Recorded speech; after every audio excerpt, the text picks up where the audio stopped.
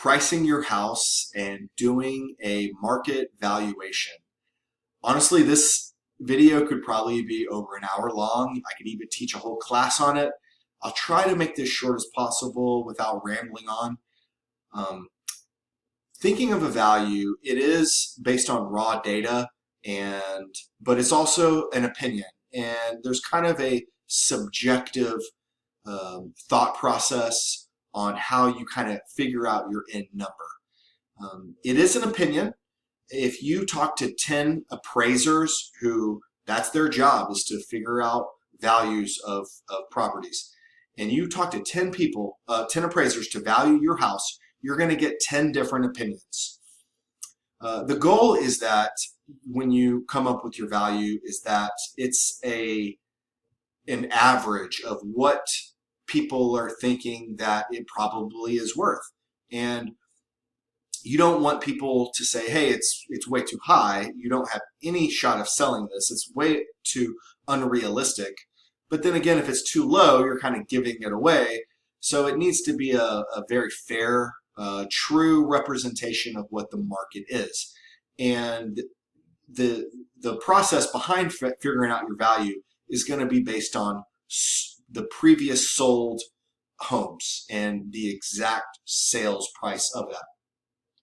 So let's say we're going to get started. You're going to want to pull up your house's characteristics in the County Appraisal District website.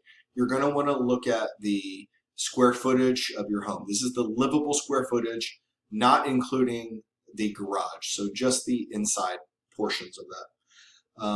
You're going to want to look at what the county appraises your property at, and you can even divide that and to see what the county thinks your price per square foot is, and kind of use that as a baseline. The next thing you're going to want to do is if you're a member of the group, you should already have the HAR Premium Content app installed on your phone.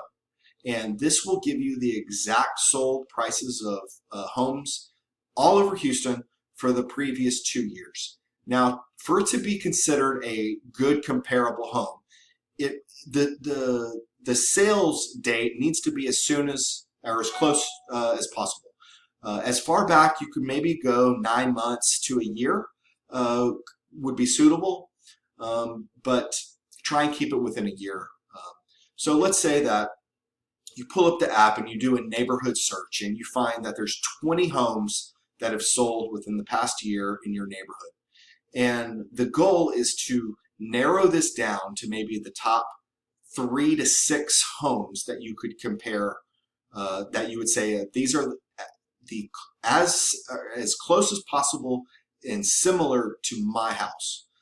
And you'll do this by looking at the features, things like the bedrooms, the number of bathrooms, number of car garage, 1 or 2 story, pool, no pool, game room, theater room, office, upgrades, types of finishes to the floors, things like this. And let's say you narrow it down to, let's say you end up with 4. You can take, of those 4, you can take their square footage and what they've sold on their price per square foot. And you could use that as kind of a baseline of what the market is kind of selling at, price per square foot wise. Then you're going to want to go in individually and compare one at a time your home to their home. So let's say your home has wood floors, but they have carpet throughout, or your home has a very high-end kitchen upgrade and custom paint, and there's used to be a rent house and it's never been updated. So this is kind of where this subjective thought process comes in of how you compare your home to their home and what's all this worth. And let's say you spent 10 or 20,000 in upgrades. As a rule of thumb, you're going to get maybe half that back.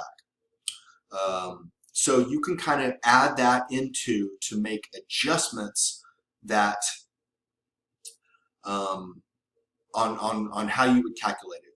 So if you have a 2,500 square foot house and things are selling for $100 a square foot, that would be $250,000 baseline price. But you have these, 20,000 in upgrades that you've done.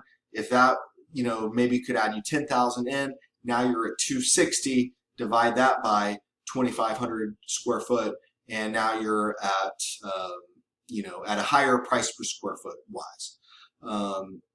So you can kind of do this math and backwards math and adding and subtracting and making these adjustments, moving the needle a little bit. But at the end, you want to hope that you're within a range of, the low end range of what you think, yeah, this is on the low end side, and then this other way where this is on the high end side. And your house is probably worth somewhere in there. And you can look at the, another thing you can do is look at the days on market of what homes you're selling for. And you want to try to figure out, am I in a seller's market, which means that the houses are selling extremely fast, like within 30 days, or am I in a buyer's market where buyers are taking their time and houses are sitting for over 120 days and it's taking a long time to sell, and there's been price drops and homes are selling for less than what you were thinking that they were. And you're going to want to use that to really maybe help you figure out that that final number of, how soon do you want to sell it? Do you want to sell within 30 or 60 days? Well, it really needs to be priced competitively where, buyers out there are going to say, yeah, this is actually a pretty decent deal. Let me go have a look at the house to see if I like it. And if they like it, and, hopefully they're going to put in an offer. To wrap this whole thing up, you want to spend a lot of time in looking at the data and finding good comparable houses by using the HAR app. One of the most important things that you're going to be doing when you put your house on the market is figuring out the price. So don't take this lightly. Feel free to contact me if you want some one-on-one, and maybe we can come up with a number. But it's just a very important thing to do. Hopefully this video kind of got you started on it, and good luck to you and have fun.